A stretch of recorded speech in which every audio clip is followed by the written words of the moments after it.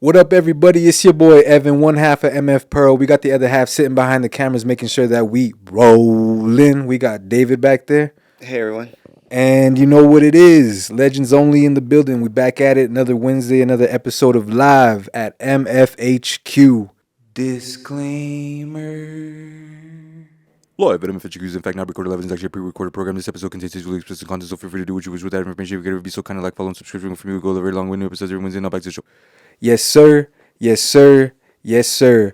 We've been killing it lately. Make sure that you guys are killing it with us. If you guys are watching this on YouTube, make sure that you guys give this a like and a subscribe. Make sure you guys check us out. Keep up to date with not only new episodes of MFHQ, but also all of our midnight sessions as well. If you're watching this on Spotify or Apple Music, or I'm sorry, listening to it, or like Amazon Music, I think you just, give it a rating, give it a like, save it if you can. Whatever you guys can do to show love on those platforms, it helps us grow, it helps us keep going, it helps other people that are looking for these topics find us as well. But we're back at it with another conversation. We have another artist. This one's a little bit tricky. I'm trying to get this straight real quick. We have another one of our artists that is directly in line with our Midnight Sessions program. We're very excited because I pointed out one thing at the session a couple days ago that it was very accurate of you to say it's been a long time coming. I remember back in the day when I was still getting my emails down, I tried to send out an email. And then we tried again a little bit later, and we actually talked really quick. And then next thing you know, we're finally manifesting it. So here we are. We do have an amazing, talented musician in the building. She has been etching her name into the El Paso scene for the last few years. We'll get into the details soon, but she's been going across all sorts of events, ranging from farmers and artist markets, late night hours at cocktail lounges, and she is also entertaining the children as well. But she has an amazing voice. She has amazing talent, and I can't wait to see where she goes. I'm excited for the release of the episode as well. But at the HQ, MFHQ, that is, we got Miss Jordan Taylor in the building. Yeah. Hey, thank you for having me. I'm excited. Yeah, of course. David asked you earlier, but I don't know if I heard you. How was your day? You said that you had a long day. Kind of a long day. I mean, working the clock in job, and then straight here, which was a nice way to end the work day. It's a long drive. So on long drives or on just anything where you have a lot of time to yourself, I think I'm situated right there. Just knowing that I'm going to spend time with artistic people, artistic minds. Yeah. When you're on long drives like that, Yeah. you listen to music. What do you like to do? Oh yeah, listen to music, or if I'm driving with somebody, conversations. Yeah. All right. So let's get into it. I know kind of what you present. I haven't really had too much of an opportunity to meet you so much and have a long conversation or anything like that. So how far can we start by seeing about the beginning of your music career, not just professionally, but where does the love for singing even begin? Let's go back to that. Oh man. Okay. Yeah. Well, my mom taught me everything using songs and music. So of course, everyone learns the alphabet song. But everything after that, whether it was numbers, colors, literally anything, my house always had music all the time. I started choir when I was in elementary school, and that was in Dallas. And from there, I joined a city choir and went from choir to orchestra, from orchestra to theater. And I grew up on Disney, so I'm a Disney baby. I saw Hannah Montana, Demi Lovato, all them. I was big on Disney, but I guess I watched Hannah Montana. I was more of Even Stevens. Is that Oh, Spencer? okay. Spencer's and who'd you? Spencer said you look like Spencer. Oh, okay, that's what it was. Is that from iCarly? Though, But yeah, right? that's iCarly. That's Nickelodeon. Nickelodeon. I fucked up. Yeah, dude. Oh, we got to cut that. Nah, just kidding. Spencer. I still don't see it though. Cause Spencer had wild ass hair, right? A little bit. Yeah, he got a hat. He's had a hat on the whole time. Yeah, Even Stevens. I think that was mainly it for me. On Disney Channel, I was more of a Nickelodeon guy. Okay, Courage the okay. Cowardly Dog. Oh yeah, I was all Disney, all the Disney Movies movies. though too, right? Obviously, Disney yeah, princesses. Disney princesses for sure. That was I think one of the first songs my mom heard me singing, I was in my, she said I was in my playroom playing with like little dolls, and she heard me singing, I think a song from Cinderella. Yeah. You start off singing in choir in elementary school. Um, do you feel you're natural at it, or do you think there's a little bit of some time before you really kind of lock in? Is there a certain point, like in high school or something? Like how far along does choir really like stick, and you're like, damn, I gotta read a Well, voice, you know? I was only in choir up until 5th grade, and then I wasn't in choir through all of middle school. And then I got back into choir, I want to say my sophomore year in high school. As far as like music and like singing goes, according to other people, I was pretty good at it. I could hold a note for being so little. And then obviously like choir helps, like training your voice, learning about music, the little music theory they start you on, like your do re mi's and stuff like that. So that helps a lot. And then I continued in choir a little bit in college. So Would you say college is like the end of technical learning? yeah, because I went to UTEP for music for about 3 years, but I really didn't like it. I didn't enjoy it. I was focused a lot more on, I guess it started making it feel more like work rather than something that I enjoyed. But I really wish that I had stuck with it a little bit more just to get like the theory side of things. Because I grew up playing violin, but I played a ton of stuff by ear. So I knew how to read music.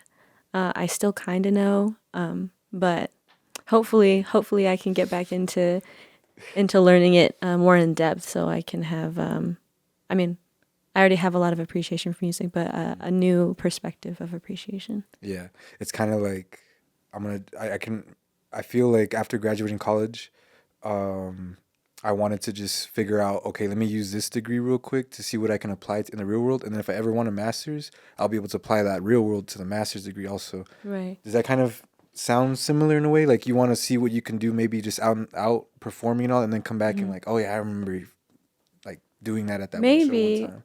I think, well, because I did graduate, but I graduated with my bachelor's in creative writing. Okay. So that helps a lot, like, because I've always like been in English courses, like extra English courses or whatever, and I graduated with that. So it applies to like my writing, like for songwriting and stuff like that. So if I were to ever get my master's, I think I'd still want to go down that road. I feel like an English road. yeah, Okay. an English road.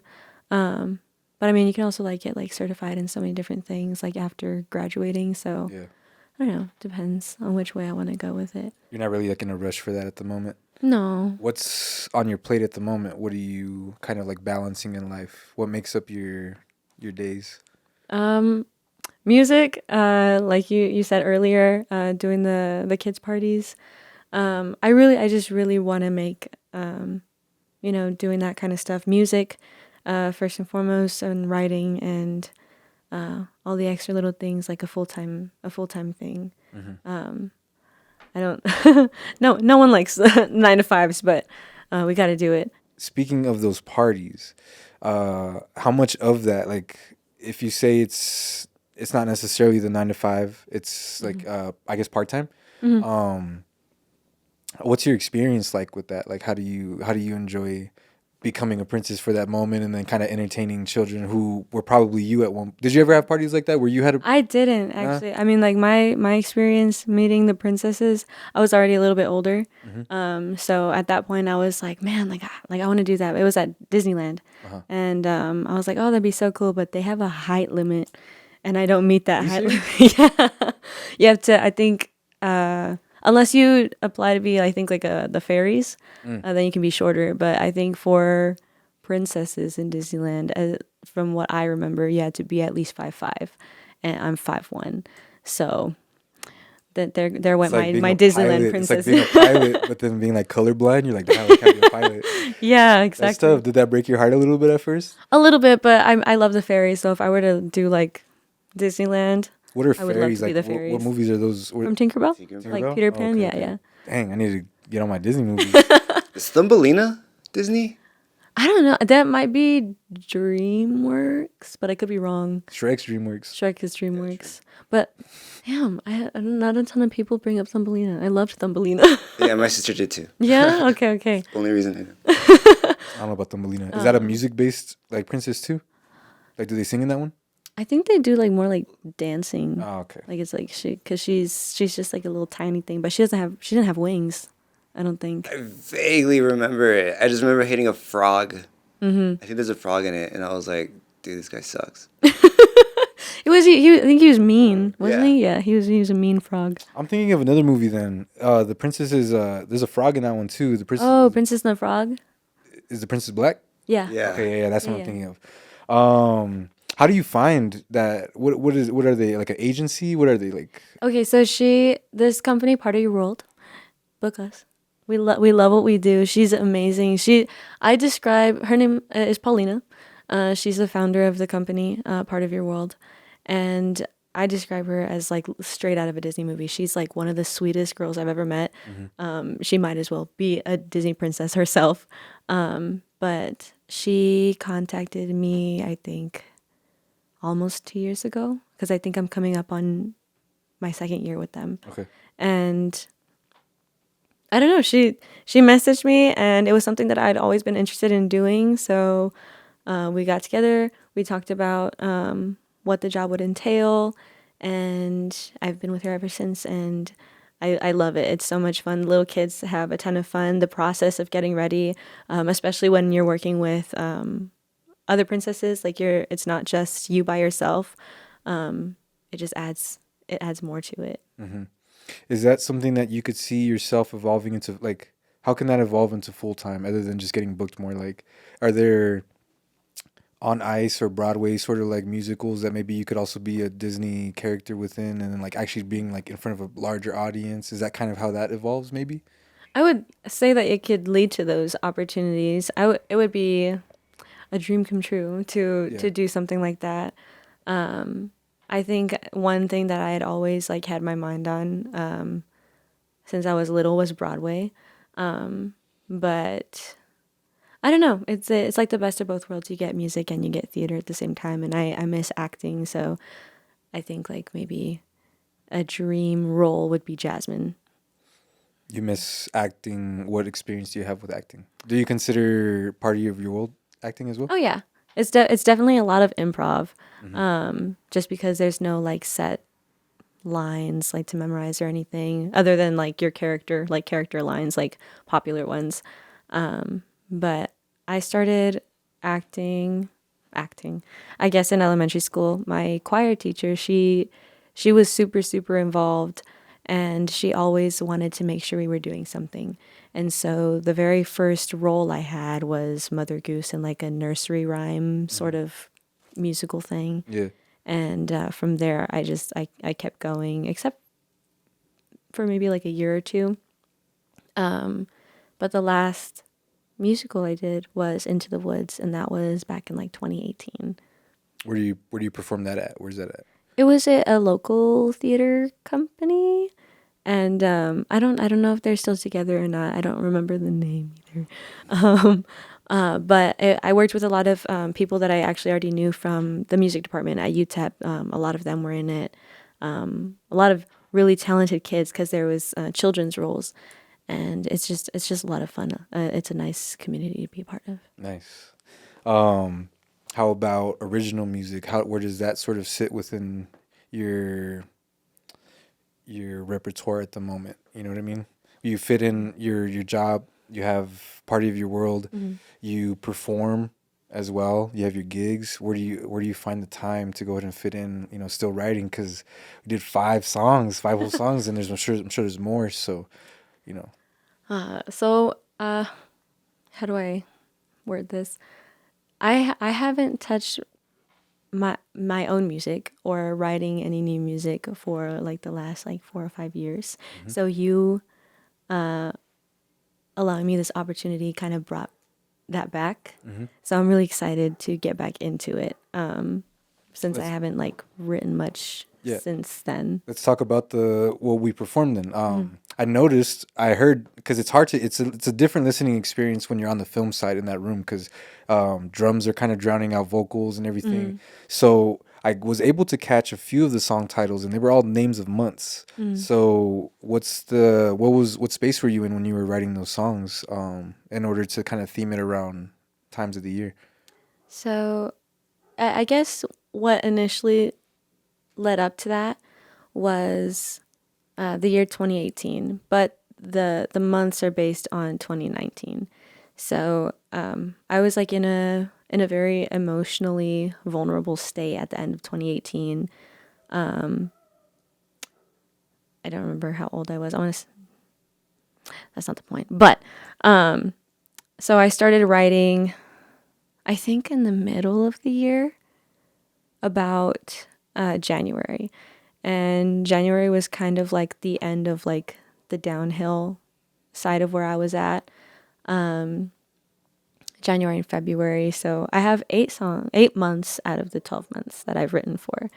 And so I've got January, February, April, May, June, August, November, and December. That's 8, right? But I don't know. It was just a lot of different emotions that started off, I guess, more sad. And then over the course of the year, there was a lot more joy, happiness.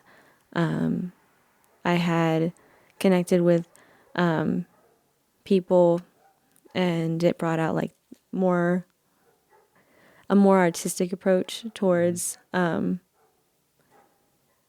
putting out those emotions, because I had originally just started writing like poetry about it, and they were like, well, why don't you just like write a song about it? And so I translated what I had written in my poems into a song, and from there, that's how we got those. How much of a translation is that really? Because what I like about speaking with musicians is I get to kind of share a songwriting a little bit with them. But I feel like everything that I write does begin as poetry, and when I translate into a song, it's really just finding like a flow to it. I don't really change much of lyrics other than needing to take syllables out to fit bars. How much does a poem for you change when by the time it's done into a song now? I guess it's kind of the same. So not a ton changes, except for maybe like verbiage. Okay. To fit like the syllables and stuff like that, or what I'm trying, or translate it better, or make it sound a little more lyrical than spoken word. Okay. But as far as the songs with the months, the only one I think that started out as a poem was January. And from there, I just went ahead and started doing everything to music.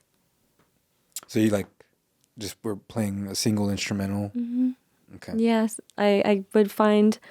What are you looking at when you're looking up? What am I looking? For those, I kind of went based off of emotion rather than, like maybe like a reference like to another artist or something like that. So, if I was feeling like melancholic, I would like search, like, I don't remember what I searched for this one in particular, but I know it was like a sad, type beat. Type beat. Yeah. Gotta put the type beat in there, and eventually, like, let's see, one of the happier ones, May. It's like spring leading into summer. So I wanted something a little old school. So that was I want to say like the second one we did. And it was kind of I guess 90s-ish kind of sounding, because that's how I was feeling at the time. And June, I wanted something more synth wavy, definitely more summer sounding, something that makes you feel like you're like, driving down the coast, like by the beach. But yeah, that's kind of how I was looking for it. Yeah. Do you have any aspirations to finish out the last 4 months? It's going to be a time jump at that point, but... Yeah. It could be a good way to dip your toe back into the water of writing again and get your momentum back into it too. I've been thinking about it, and I'm like, well, stop thinking about it, just do it. But I did like take it to heart a little bit that it would definitely be a time jump, and I guess just like mentally preparing myself to dive back into that year. I guess not like in a bad way. Yeah, I feel you. So it's that obviously versus also just sort of maybe considering that a complete project and then starting what's next for you. You know what I mean? Do you think that what's next for you is not so it's more upbeat and you know what I'm saying? Like what emotions have kind of been in the air for you the last, let's say, few months, maybe almost the last 12 months, like almost last year? I feel like it's been all over the place, but more like in like an adventurous sort of emotion. I'm not really sure how I would. You feel like you've been trying a lot of new describe it. things this year? Yeah, definitely. Not this year because it's only been a month. You know what I mean? Definitely trying a bunch of new things. Tons of new experiences. Especially like meeting tons of new people and making like artistic connections. I don't know. I feel like it's been like all over the place. So as far as how it would affect my music, sometimes I just like, not necessarily from the emotions that I'm experiencing in the current moment. I'll be like, I don't know, I just want to write something sad and just pull from there. I think that project with the months songs, I think that was probably the most direct, emotionally written songs that I've done, because other ones were kind of like spur of the moment, like not necessarily connected to what was currently happening with me, but just what I wanted to project. Were you consciously seeing those as singles or like a project that was eventually just going to be grouped together once it was done? I really wanted it to be an album. Okay. Like really, really badly. I wanted it to be an album. But when I was writing it, obviously COVID hit. And I wanted it to be done by 2020. But I was also still in school and trying to figure out everything there. And I think I had just dropped out of the music program, I want to say, in that year. And trying to find my way around, because from there, like I did like 2 other things, and before I found creative writing, or not found creative writing, but before I started the creative writing degree. But I don't know. We'll see what happens if I pull out those last few months. Yeah, I feel you. Unfinished work, man. It's just there and it haunts you. It does. Yeah, I feel you. So, okay, tell me this then. You have about a 4 or 5 year gap of writing, but you're also in that time frame. You're doing creative writing, right? You're in the course. What do you think pulled you away then? If you still had some stuff that was kind of you were in it still, you know what I mean? So, what do you think it was that kind of pulled you away from songwriting specifically? Well, the last 2 years of the creative writing degree, or not the last 2 years, the last like few semesters, and then transitioning onto online school, it was. That's right, huh? Damn. Yeah, it was self-paced, almost self-paced. So I was really focused on that, and for a little while, I didn't really see myself going back to music this much. And for a little bit, I was almost avoiding it. And I don't really have a reason why I was avoiding it or anything. I was just really focused on finishing my degree.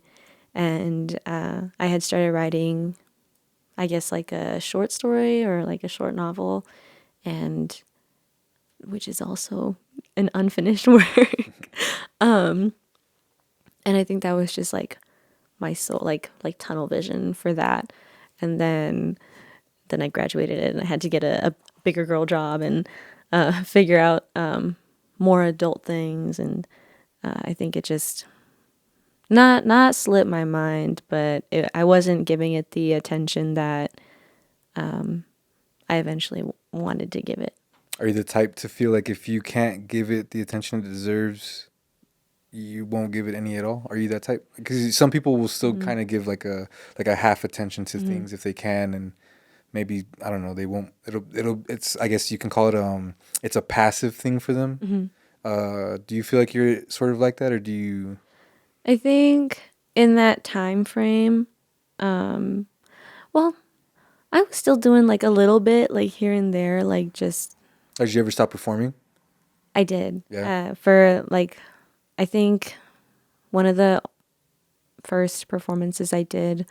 Oh my God, I can't remember who put it together. It was like an online thing, like an Instagram or YouTube thing, and it was during COVID, which was really cool. It was really cool that they put something like that together for some of the local artists, and I don't know. It was just like a really weird lump of time from 2020 to now. And so as far as like giving it attention, I like dabbled in it. Yeah. But I didn't give it a lot of attention. Do you think in that time you still found ways to appreciate it so that way when you did come back, let's say, how long would you say you've been starting to ramp things back up over the last 8 months, 6 months, year? I would say that maybe over the last few months I had been thinking about it, but I wasn't sure how I wanted to approach it again. And I went to Star City and I went to one of their jazz jams, and some people approached me, and that's how I kind of started a little bit more performing a little bit more around town again. And I'm like so thankful to have met all these different people who share the same love for music as I do. And from there, when you contacted me, because there's no way not to to make it not sound bad, but I did not like give my music any attention, or at least the stuff that I had already had out. Like I didn't listen to it. I didn't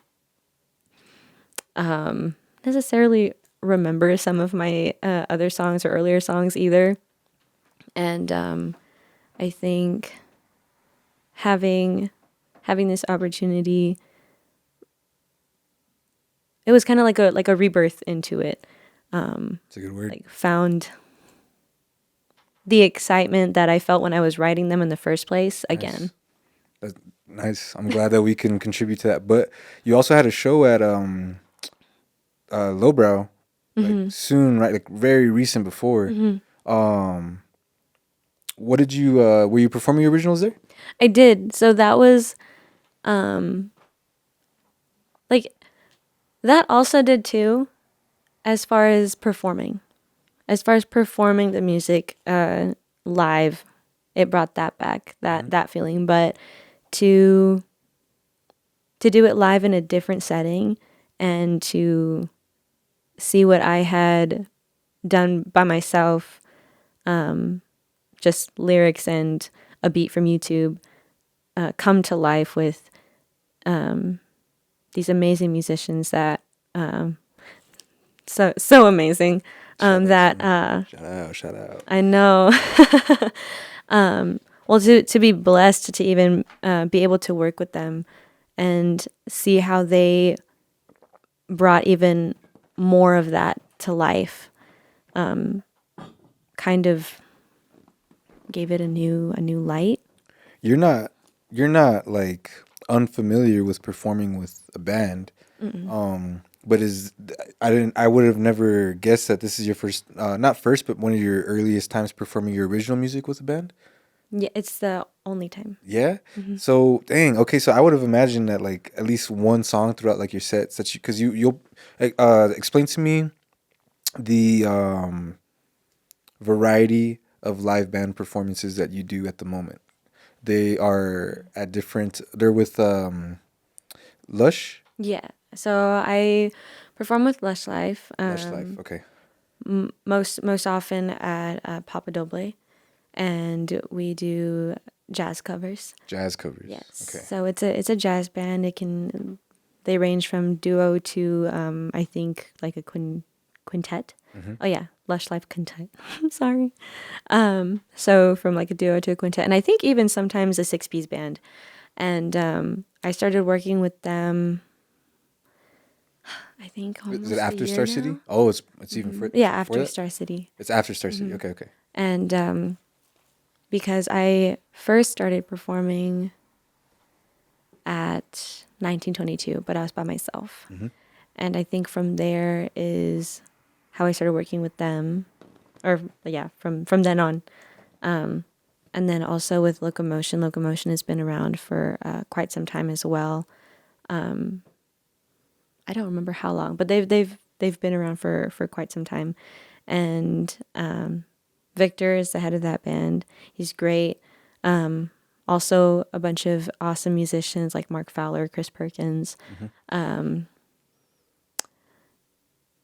also the Golden Groove is. I just recently started working with them, with Daniel, and he's awesome. We actually just finished an out of town show over in Silver City. That was a lot of fun. I had never been to Silver City before. Like, it's a super insanely small town, but they have like some of the coolest things there. For real? Yeah, and they do like there's this like little coffee shop, and it almost looks like a cabin in reverse. So like they have like branches inside of it, and they have like a wall of instruments. Like, I don't know, it's really I'd have really to cool. see that to like. I'll have to show you some I'm pictures. imagining branches in there, but I could have it completely wrong. Honestly, it could be so off. Nothing like too crazy, but like it's definitely a very outdoorsy feel. Yeah. And it's really nice. What was that about? Rainforest Cafe. Rainforest Cafe. Yeah, dude, I love that place. I've only been I there miss like that twice. place. Did we ever have one? Here? Yeah. No. Oh, okay. No. San Antonio is the only one I know. Antonio and some Arizona, I think too, right? And Dallas. Oh, okay, true. Yeah. But yeah, so them, that's who I've been performing with as of recently. Were they who you first maybe considered going to support you for the session? Or how did you go about acquiring a band? What was your process? Because it's always someone's like first process at some point. You know what I Right. mean? So I want to know what your first process was like. Honestly, I had no idea how to go about it. I knew that I had met some really talented musicians at Star City and just in general. So I guess like I had Osama on Instagram. I played with Nico, our bassist, at Winterfest with Locomotion. So I was introduced to Nico through Locomotion. Okay. I met Osama at Star City with Daniel. Okay. And Alan, he reminded me of how we met, because it was such a long time ago. It was a Halloween gig that I did. I don't even remember the name of the venue that I was at, but it was like forever ago. I think like in 2018, I want to say. Halloween gigs, 2018. I was thinking of something else maybe. Because I know he's from Dulce Mal. So I was wondering if maybe it was an event, Orange Brick is what I was thinking of. But I don't think it's that. Orange Brick was post-COVID, I think. Yeah. I truly, I do not remember. I just remember, I was there. Well, and I hope you remember and Boosty was there. Yeah, I know. Yeah, so he was there, and Alan, he was dressed as Jack Sparrow. Okay. And he made a killer Jack Sparrow. I was like, oh my God, it's him. And that was the very, very first time we met. But I had no idea he was a musician. Or maybe I don't remember. I don't know. And we had each other on Instagram. And he actually did a drum cover to my song June. Nice. And I was like, oh man, that's crazy. I was like, that's like really, really cool to see like someone do or play drums to one of my songs. Yeah. And so I had just like made a post of like like a side post for some musicians that I had already known. Like I was like, if anyone's available, I was like, just like let me know, like hit me up, and I can tell you some details, and like if it's something you're interested in, we can talk about it more. And I was like, or if you know some musicians that would be interested in doing something like this, let them know, send them my way, stuff like that. And I remember I really wanted to ask Osama to be part of it. And I was like, well, if he doesn't see it, I'm gonna just message him myself. But he ended up reaching out to me first, and from there we kind of talked it out. I had messaged Nico, I think prior to posting it, and Alan, he sent me a message, and then Sean, he's one of my friends from Sweet Ventura, and I was like, dude, are you down to like help me out with this? Like, I think it'd be a lot of fun to work on something together. So that's how the band came to be. That's cool. That's cool. That's cool that you were resourceful and were able to do it, because I've seen people who, like, for lack of a better word, shit the bed when they feel like they have to do something like that. And it's just like, it's not that hard, dude. Like, you just got to be like able to just ask that first question. I don't mean to make it seem like they're not capable or not resourceful. No, yeah, I understand, because I was like, how the heck do you even like do, like I've never put a band together. Well, that's a lie. I did put a band together, but it was like high school friends that put a band together, so it's a little bit different. Like I was like how do you go about this? How do you ask this question? Especially like when you've never like touched your own music in that kind of way. How do I sell it to make it sound like it's something like worth doing? Yeah. And actually, Daniel wasn't originally in the band for like the first rehearsal, because we only rehearsed like 3 times. Schedules were pretty crazy, and Osama, he asked me, he was like, how would you feel about having keys? And I was like, I thought about it, but like I was like, I didn't really know like that many piano players. And he was like, dude, like Daniel. And so he brought Daniel in, and of course Daniel killed it. And That teaser trailer. exactly. And so I was really thankful that Daniel was up for it. Yeah. I'm super excited to hear how everything comes together, because we get to hear it a little bit, of course, and we have them right there. But, you know, Sean B's working on them, mixed by Sean B. Shout out. But he's working on them right now, so we can't wait to hear how it comes out at the end. But yeah, I mean, I'm super excited to hear what he did throughout the entire set, because, like I said, it's really different in the film side. He's direct to input, so we don't hear what he's playing at all. You hear like the clicks and everything, like that's it. So, but there's times where it's so dead quiet in there that you could hear what's being played out of your guys' headphones. So I got glimpses of what he was doing. I'm like, man, this shit sounds smooth in there, man. I can't wait to hear how it all comes together. Obviously, this is gonna be out by the time the episode's been out for a while, but that's the beauty of getting to talk a little bit beforehand. We were talking earlier how I don't want it to be too far before. Yeah. But I think it's a sweet spot right now because it's coming after the session. What do you think? What do you plan to do to keep the momentum rolling now? Like, not just with those specific songs, but like your momentum in creating music and working with musicians and continuing to make more connections in the creative space. Well, so like I mentioned earlier, a lot of my music is YouTube beats. Okay. And I've always wanted to, revive those songs and use actual instruments to bring them more life. Not that the beats are bad or anything. Like, I love them; they sound great. But I would love to have just something different. Original compositions. Original compositions. Yeah. So Different energy. It's a totally different feel versus the beats, which are fun and everything. They're great, and I mean, it's what made the song in the first place. And I think we were discussing, like, together a little bit after the session, about some of the other songs that a few of the band members were like, we should have done this one, or we should have done this one. And I was like, well, we can. because I really do want to revive a lot of the music that I've done in the past, just because I think Baby Jordan deserves to hear what more it could be. That's a good way to put it. You want to see the full potential of those songs. They deserve that, like, I guess, more refined approach. That more. Yeah. I won't lie. I've been thinking of doing some stuff like that too with some old songs, but You sometimes should. I think about it sometimes, but maybe like in a live setting where like I'll include them in like a live show, and then the whole set just gets tracked. So that way maybe I can dabble into some of those, because I feel like some of those things got hits in there. You know what I mean? I'm just like, man, if I drop that now, Right? and I feel like I'd perform it better now.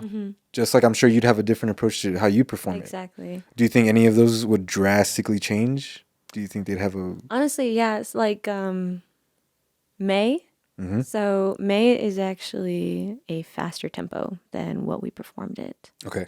And we also, I guess, debuted it at Star City at one of the jazz jams. Okay. This past one. And I think we did it the same tempo that we did it there. And did you use the jazz jam as like a bit of a rehearsal as well? Okay. so, well, just for one song. Okay. And we were trying to figure out which one, and so we did May, and they ended up doing it at a slower tempo, but it sounded so cool. I like the fast paced one, but it's such a nice, I don't know, it just had like a different feeling to it. It was more, rather than for me, rather than reminiscent and like the reminiscent type of love, it was more of like a nostalgic kind of love almost, if that makes sense. But yeah, that's, for me, it just changed a little bit the feeling. I got you. Let's see. It's like a different version of it. Kind of. So it still had like all the same qualities. So it's like your the same approach that changed? sounds. The approach was different. Oh, okay. So it's I don't know, it's just weird, like how it wasn't even like, I guess, super drastic, or maybe it was, I don't know. For me, it felt like the original song was so much faster, and slowing it down, I don't know, it brought it to life in like a different way. Do you consider yourself a highly productive person? Like, are you somebody who gets things done once they come in, or are you like a little bit of a procrastinator? I can be a little bit of a procrastinator. Total transparency. Something I'm trying to work on, definitely. But I think a lot of my procrastination comes from wanting to do so many different things. Dude, I feel you so much. We're about to connect one out right now. It's crazy. Like I try not to overfill my plate. But like, I remember one time I like double booked. I didn't double book on top of each other, but I double booked back to back. And so I was like, oh my God, like, what did I do? Like, I mean, I had a decent amount of time, but I'm also somebody who like kind of like gets really anxious and like stressed out almost a little bit easily, just because I want things not to run as smoothly as possible just for myself, but for the other people. And so I'm not stressed out for me. I'm stressed out for the other people, even though they're probably not even thinking about it. But I'm the one that's like, oh my God, like I'm trying to like hurry, even though I do have enough time. But I did double book once, like pretty close together, and I was like, oh, what did I do? But it went well. I was able to manage everything pretty decently. And so, but like as far as like projects and stuff, like I have a few that I should be working on. I will be honest. I have a few that I should be working on right now. But don't we all? Things have I told myself at the on New Year's, I was like, this year, like I'm gonna be busy. Like I want to be busy. I want to do all the things that I said that I wanted to do in the past. I want to do them this year, and I think maybe I was a little too loud, and so the universe was like, okay, here you go. And so it's like one thing after the other, which I'm grateful for. I'm thankful for. But those projects, they deserve a little bit more love. So I am definitely a little bit behind. What do you think? What do you think you're trying to do, like I guess lifestyle wise, in order to make you a little like able to accept all these new opportunities, all these new elements of life. They're gonna. Some of them are one time events. Some of them might be a little bit of reoccurring. Like when you're making a project, you've got to set aside time. Yeah. For that project, so it's not just a one time event and it goes away after 2 Exactly. weeks. So, do you see yourself going to sleep earlier, waking up early? Like, what sort of lifestyle changes, if any, have you been trying to make for yourself? So I think one of the biggest lifestyle changes, just because you probably relate, like as an artist, it feels like there's never early nights, like go to sleep early. So, that's just part of the gig. But We got home from midnight at like 5 a.m. I was gonna say, what time did Yeah. you guys get home that night? Because I got home at 1. Yeah. I was like, oh my rough. God. But like lifestyle changes, consistency. Like I really, really, really, really want to have more consistency as far as gigs. Just because, and consistency doesn't always mean like back to back things. So like it doesn't necessarily mean like, oh, like I have something Thursday, Friday, Saturday, Sunday. It could just be like I have something every Saturday, every Thursday, and every Tuesday. Something like that, something to help pay the bills without having to go to a day job. And so hopefully soon, that's one of the goals, for everybody to just do their art full time. And then, because I feel like I think about, when am I going to receive my schedule? Am I going to be able to set time aside for this? Or am I going to be scheduled at work? And it's it's like a scratch in like the back of my head. Like, hey, like, don't forget, you still have like this other obligation. That's not what you want to do, but you have to do. And, I think that's one of my goals, consistency in what I love to do versus what I have to do. Do you feel like you're? I asked if you were punctual or not punctual.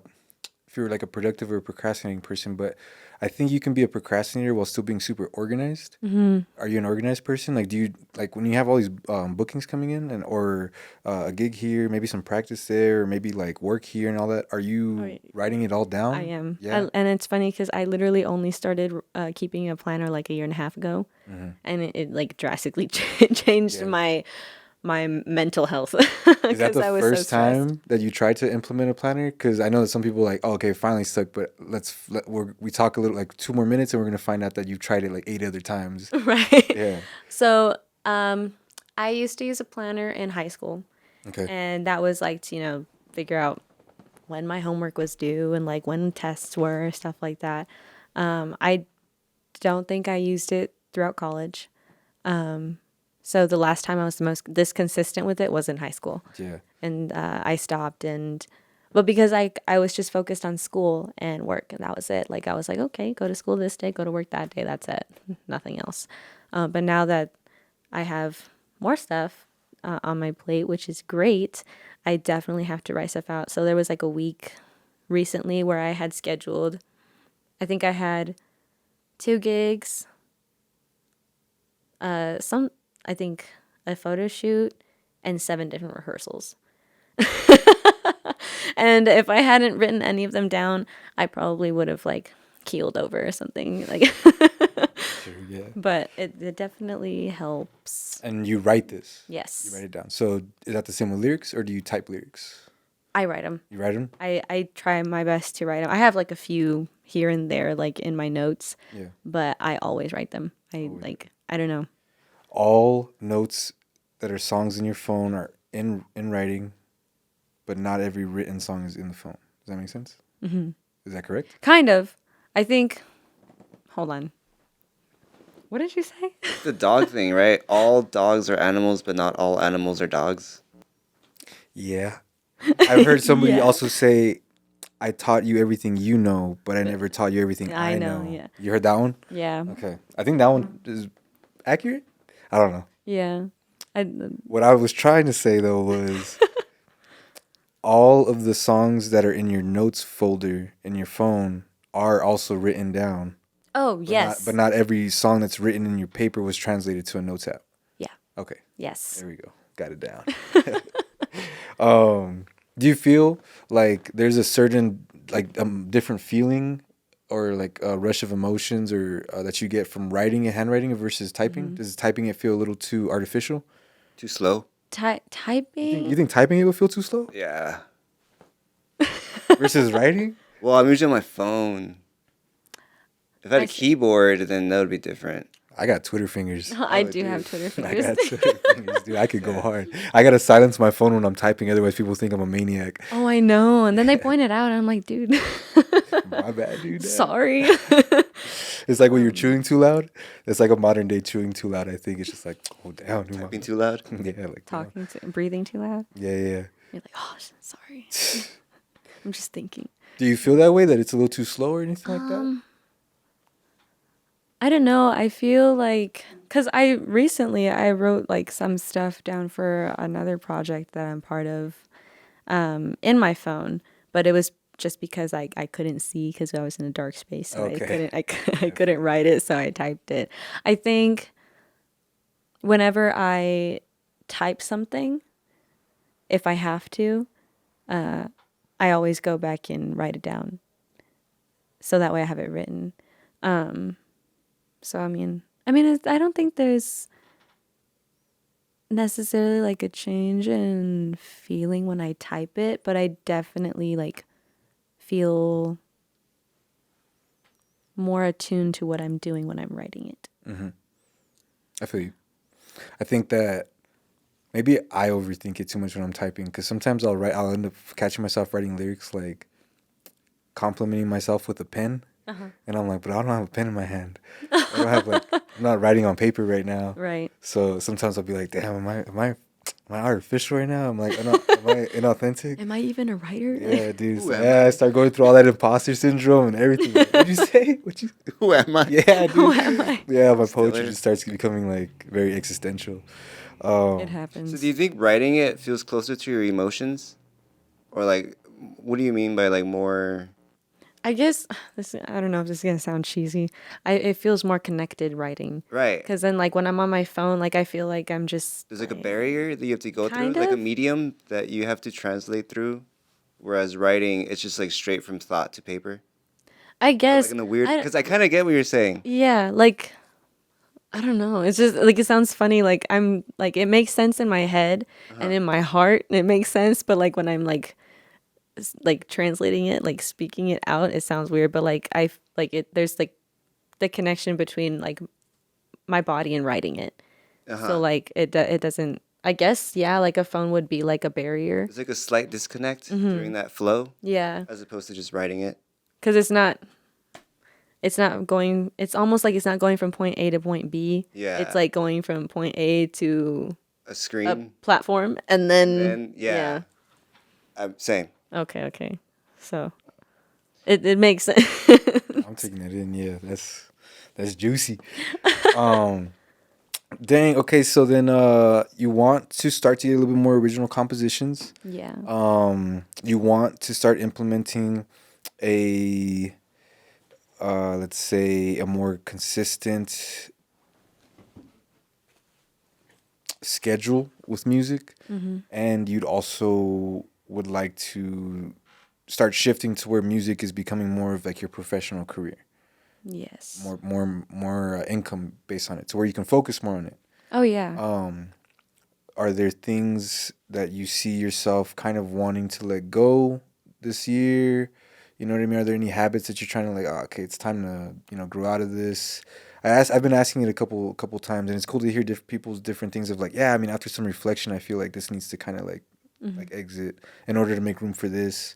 I'm sure you want to say your job, of course, but like something that you Besides can't my necessarily- job. It and I'm sure like other people can relate, I hope. Or maybe I'm a bad person.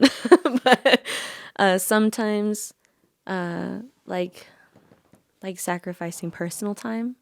Okay. Like I remember You want to do less of that. because okay, so like for me, like my personal time, it is like doing like this kind of stuff. Like whether it's like collaborating with other artists or, you know, going to write a song, going to write poetry, writing in general, just even like singing in my room, whatever. Anything that has to do with the art that I create. My personal time is even like at the kids' parties. Like that's where I get to spend time in what I love. So I consider that personal time. But I guess the best way I can kind of like go into it is like, for example, when I was in high school, I was very dedicated in theater. So people would be like, hey, like, do you want to go bowling? Like friends from choir. And I'd be like, I have theater rehearsal. I can't, I'm sorry. And so, and then on the weekends, because theater rehearsal was during the week, obviously. And then on the weekends, I was part of an orchestra / band. And so people would be like, okay, well, how about this weekend? I was like, I have orchestra rehearsal. I can't. And so for me, it's very easy to say no to personal time with other friends to go do this kind of stuff. Yeah.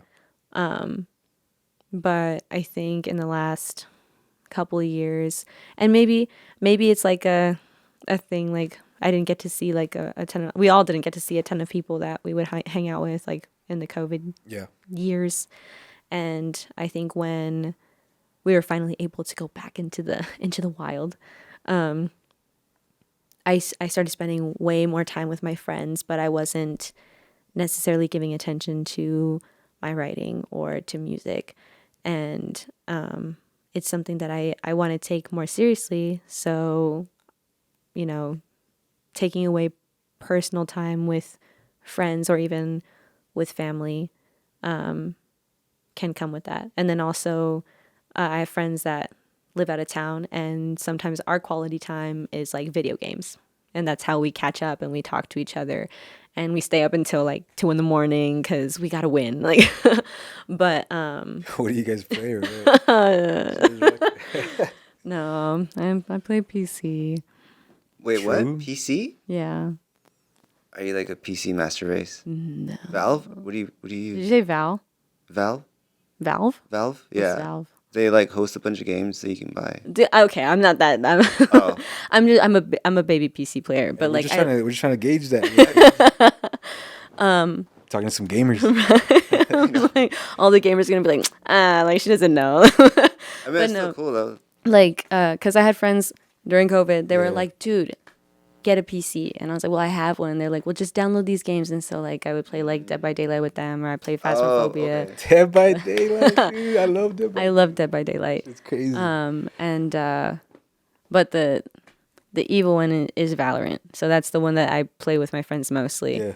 And I'm like, man, this does take a lot of my time. Like I could be staying up till 2 a.m. finishing a song or finishing a project or finishing like a story. But like, Man. I mean, I love my friends. I miss them. But like, you know, it's just like, you know, there's chapter other of your life right now. yeah, there's other fun stuff that I would like to do, but this is also fun for me, and it's something I want to take more seriously. So, you know, sacrificing extra fun, like not extra fun, other fun stuff. So For lack of a better word, mindless free time. yeah, mindless, free Aimless, time. Yeah, unintentional. yeah, Yeah. We just spoke with our last but future guest in this sense. And we were talking about that, like kind of like coming across those points in life where you want to take the next step in your journey and your career, and you kind of start to come to those realizations that like with this also comes letting go of some things, and it doesn't always have to be a bad thing, but sometimes it could stem from bad things. Like these things, like you didn't realize they were harming you for a while. I'm not trying to say your friends are. I'm just trying to give you two different examples. So like, you know, you come to those points where you're like, okay, I liked this when I was 18. yeah, I'm 28 now, and I still love this. This is still my passion. I think now we got to start having the conversation where, Right. like, in order for me to take the next step in it, maybe I shouldn't be talking to this person all too much, or maybe I shouldn't be, 'cause I feel you. Like, I can get lost in some Yeah. games too. You know what I mean? Not just that, but like YouTube. Yeah. And just like consuming media, like I Oh, could just get so lost in dude. it. I have YouTube Premium. It's dangerous. It is dangerous. You have YouTube Like, Premium? no, I do have YouTube Premium.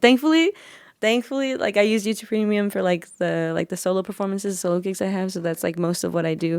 But doom scrolling is one of the worst things in the world. Like I cannot stand it. Like you're in bed like at 12 p.m. and then it's 5 and you're like Yeah, you're like, fuck. you're like where did the day go? And like I hate that. Like I even I mean technology is great. I mean clearly like this is awesome, but like one of the things I was talking to a new drummer for Lush Life. Okay. And I was connecting with like some of the new musicians that we were playing with because I had never played with them before. He was literally like brand new, like he just got into town, and I was like, oh, like what's everyone's Instagram? Like connect with everybody, and he was like, I don't have Instagram. He's like, I got Facebook, and I was like, I can do Facebook, and he was like, I don't know how any of this works, and I was like, it's cool, like, but we were talking about like the social media barrier and how he said verbatim like nothing's real anymore, or it feels like it's not real is what he said. And from there, like we were talking about how like even like for interviews for jobs, like I've wanted to go in for an interview somewhere and they're like, oh, we'll just give you a call, or like send us an email, like send us your resume and that's it. And I'm like you don't want to know like who you're hiring? Like I'm gonna be a customer service like representative, and like you're not gonna see how I talk to somebody like face to face. Like you don't know or I don't know who I'm working for. You don't know who you're hiring to work for you. The job that I do work at, they did an in-person interview, and I was like, oh my god, like I haven't been to an in-person interview in like years. You just like go in and they have like phone books and rotary things. It's just like a very outdated place. But like I like even like with music, sometimes I really don't like, because everything that I do, all like, and I'm sure like all like you guys get it, like everything you do, it's through like Instagram or text messages, emails. Like you don't necessarily always get to meet up with the person before you work with them, versus like people were out like in front of stores like, hey, like this is my CD, like check it out, like this is my phone number, you can call me if you like it, like, or like leave a review here and there, whatever. And I remember I wanted to completely like just erase all of my social media, but because of the day and age we're in, like not that it would be bad or that I couldn't do it, like make a CD and like sell it like at the mall or something, but everyone's like, oh, well, can I find you like on Instagram? Can I find you on YouTube? Can I find you here, XYZ, like whatever? Where the market So it is. just makes it harder because technology makes it easy. So I feel that it's a crazy balance of trying to still create those connections in person so that we don't get too lost, but then also realizing, damn, I mean, like we are already so much more connected, but it's via online, and I feel like that's another balance that I've been trying to find out as well. I relate to you on that heavy because I feel like I try to take everything I see with a grain of salt online, because I feel like everybody just likes to just put the best foot forward every time. So I'm always thinking like, whoa, I'm probably seeing everyone's best self at the moment and everything like that. yeah. And so it really translates to when you meet someone for the first time, like in person and everything like that. So making new friends and everything like that, it just feels like it's really weird. And I feel as if we kind of, me personally, I lived in a time where like I was as like a 11-year-old or something. It wasn't really there yet. Yeah. But then as soon as I hit like 16, it was already there. So like right when I was ready to start being like a social person, it just flooded us. Right. But I think I do honestly, when it comes to physical media, like CDs and stuff, I think we're gonna go ahead and eventually go backwards. There's a lot of people that are like now starting to become more and more paranoid that they're their games library or their Netflix library or their online media library is just gonna get Disappear, wiped, yeah. and stop working. And then there's people who have bookshelves of like movies, and it's like, honestly, I see those things and I'm thinking, I want that. Like, Yeah. I want physical media. I have vinyls, I have CDs still. Yeah, me too. I don't have DVDs, but I want to start getting a big collection of Blu-rays. Me and David, like, I think around summertime, obsessed over these Xbox sales that were going on, and we kept buying all these online games. I want to rebuy those in like the physical copies as well, just Yeah. to have all of them. Sure enough, there's a movie on Netflix called Leave the World Behind. Oh, I The saw basement, that. Yeah. the basement with all the physical media. Oh my god. Oh, dude, that was beautiful. I love that shit. So I think physical media wise, we are gonna go back. Like, I feel like we're gonna find a love for it again at some point. Just because I feel like we're so in love with like products, and I think the biggest, most recent thing is like Stanley Cups. Like, people are going freaking psycho for those, but they're going psycho because of what people see online, and it's crazy. Like, our influence of how we act and behave in real world Yeah. is like so much driven by how people are seeing like online, and online it's so much easier to see the craziest version of everyone Yeah. along with the best version of everyone. So you kind of forget that shit when you're over here at Target fighting over some fucking cups, I and know. you're like, damn, well, you think it's appropriated because you see it so often online. I feel like we're just getting Yeah. desensitized, and the danger side of it is like, I think we're kind of forgetting how to act like a human in person. Oh yeah. So I think, but honestly though, that's what happens. Like, when a crazy technological advancement comes in, it floods us and everything. And I think over time we'll figure out how to work it out. This is still relatively young. Like, all this whole like age Yeah. of being connected online, it's still relatively young, and I think we'll start to figure it out. Right now, we're in the stage right now where I think everyone's trying to like operate business through it now, and I think eventually it'll be a point where like the people who really want to overcome all those like pressures and all that of online, Yeah. they'll eventually just learn how to like use it for what they need. And I think that's one of the things I've learned how to use. I try not to doom scroll, and I think I've gotten better. I've gone through like unfollow sprees and muting sprees and all that stuff, and I'm just like, it's just like I can't see all this stuff all the time. Like, I'm just so like oversaturated with so much content. I don't even know what to think for myself anymore, So like, I'm starting to learn how to just kind of navigate and be more of a creator on it than a consumer. YouTube's a little bit better for me because I can kind of choose what I'm watching. Instagram does a lot of like for you stuff, and next thing you know, I'm the like, fuck, reels. dude, I'm watching all this cooking shit. I didn't even realize I like cooking that much. So yeah, I feel you on like just that. I guess that like disconnect/connect Yeah. through online. Finding that balance in the beginning was like kind of hard, but like even like now, like especially like with connecting with everybody, it's all on the phone. And so like I was having a conversation with one of my friends because like I feel like no matter where I go, I'm on my phone. But because like I got a message here from this person, I mean like I'm not necessarily responding right away. Like I'll have my phone to the side, and then maybe like an hour, for example, like I received a message an hour ago, and then I finally look at it and I'm like, oh, okay. Or then soon after another message or something pops up, or I remember something that was scheduled and I have to go confirm something.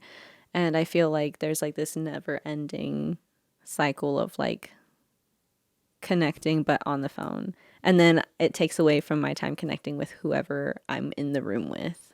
I never knew about Do Not Disturb, and when I found out It's a about it, blessing. I was like, dude, this is insane. It's so clutch. So I've been really good at doing that during like meetings and stuff like that. But yeah, man, just I don't know. I didn't think that we'd be able to relate on a lot of those like artistic and I guess moments of realization. I feel like you realizing that there's some certain things that you might need to let go of that you don't necessarily have a bad relationship with, but you still need to make more room for what is for you. That's something that really resonated when you said that. So I appreciate you for being able to bring that up, honestly.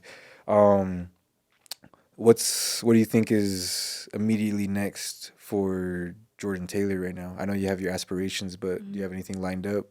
Something on the scale of a Midnight Sessions, or a project that you've been doing or are doing?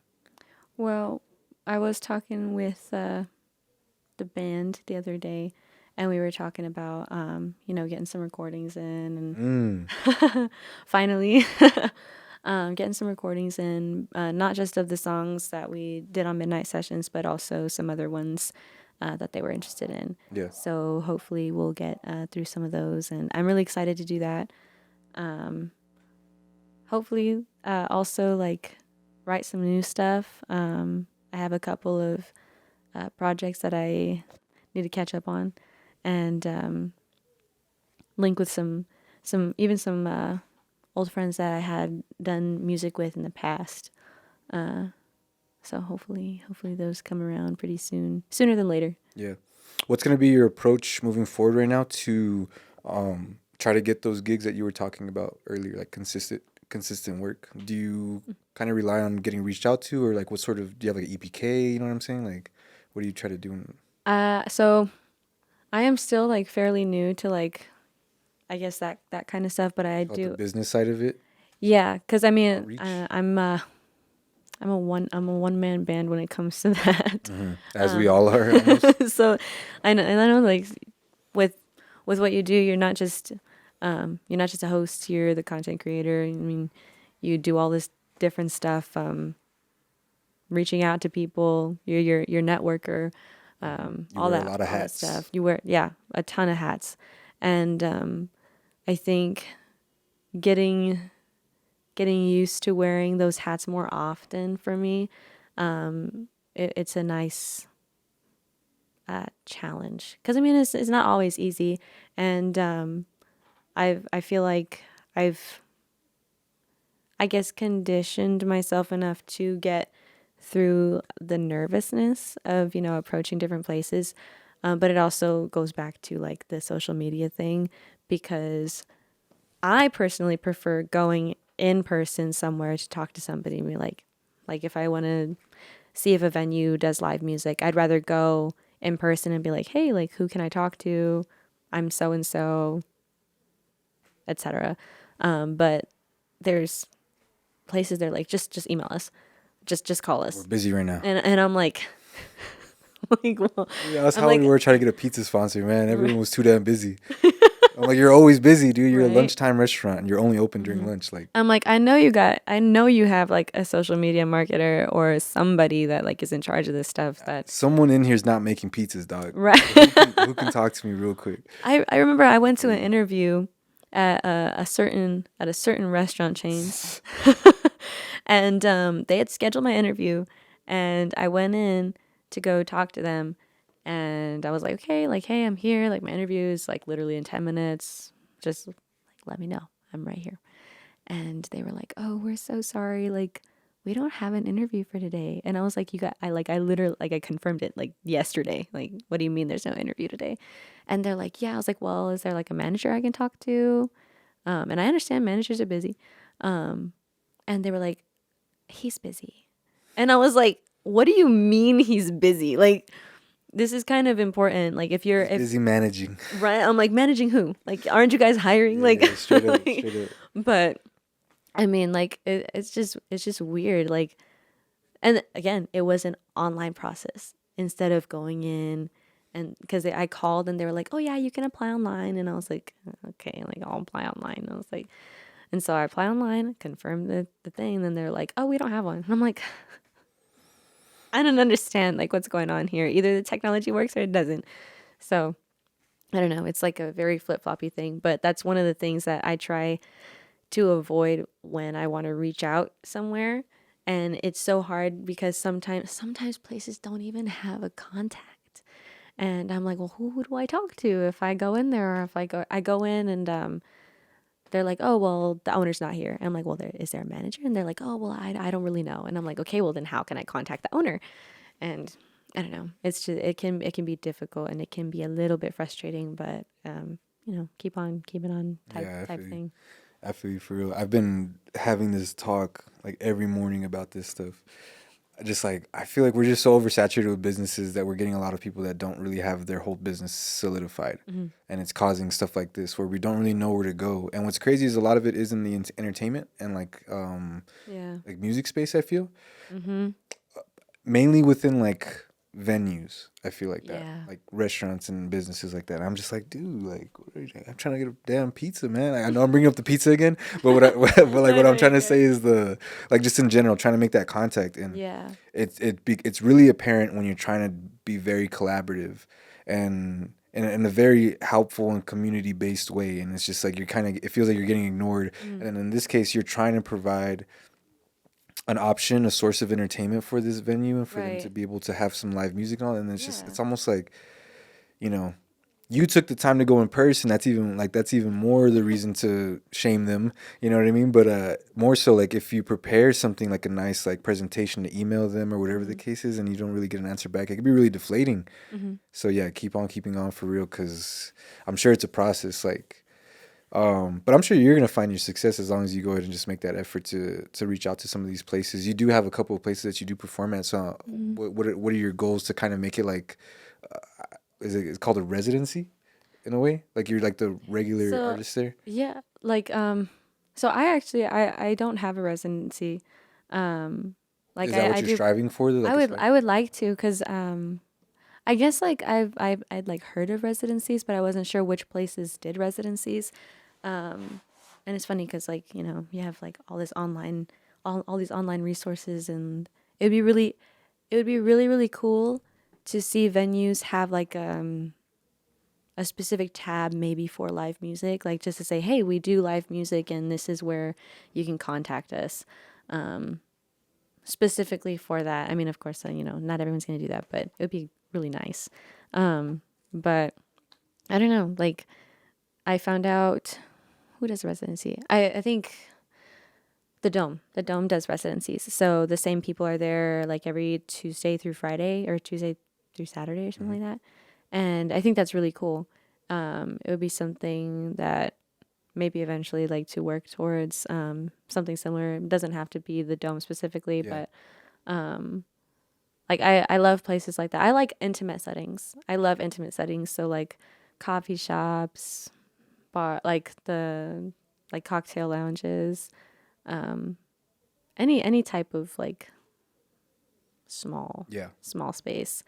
I mean, big spaces are cool too, like lowbrow, like that's cool. But Cool. that's cool. Not cool like in a bad way, but like it's cool. I just like I small intimate spaces have a soft spot. Like I have a soft spot for those types of locations, just because it feels so cozy. I don't know. I like them. I prefer them sometimes. But yeah, I don't know. Residency would be cool regardless of where it is. It's a goal. Yeah. Man, I feel like we always find a thing that we can suggest to the city to start to like do a little bit better, and I think that was it right there. Like I feel like we need to I think venues need to take a little bit more seriousness and put more attention to the entertainment that they're providing, because it's not just the drinks and the food that they're offering. It's like the environment and the space, and live music is the biggest component of that, in my opinion. I love going to places with live music. Like it just makes it more entertaining. I feel the same. Or at the very least, just like good music, you know. Like, but it still plays a fact. Like someone's talking about that when you're here. Like, damn, music's kind of like, it's either the music's trash right now, dog, or like I can't hear you, or like I can't talk, or like this music's quiet, I can't talk to you right now because like everyone can hear me. So it's a huge factor. I feel like businesses should take a little bit more serious. But I think we'll call it a sit down right there, Jordan. Where can people find you, and where can they see all the upcoming stuff that you're gonna start to be unleashing into this world? All the social media platforms we just been talking about. Okay, so the best place to reach me is just Instagram. Jordan 2 N's, Taylor 2 A's. And I'm hoping maybe to start expanding like onto like YouTube and stuff. I used to post a little bit on YouTube, but it fell off. But you know, it's okay. No big deal. It happens. Waves. Art comes in waves, and it comes in ups and downs and everything. And there's so many different apps, and I'm like, I can barely keep up with Instagram, but but yeah, Instagram. So if anyone's interested in booking anything like that, IG. Yeah. For Yes. sure. Jordan, thank you so much for taking the time to sit down and talk with us. We're about to get into a photo shoot right now and shit and all that, so work don't stop over here. Work don't stop. But yeah, thank you so much for your time and sitting down. Yeah, everybody, that's what we do over here, man. We talk to legends only in the building. But once again, guys, at the end of the show, I always want to start to implement repeating everything that I said earlier. Make sure that you guys can go ahead and show some love on whatever platform you're watching this on, YouTube. If you're listening to us on Spotify, Apple Podcast, Amazon Music, or if you're checking it out on our website, you could hear it right on our website as well. Just make sure you guys show love by either tapping those hearts or sharing it or rating it, whatever you guys can do. But we appreciate it. But that's what we do over here, man. Another Wednesday, another legend, another banger. So we'll see you guys on the next one at live at MFHQ.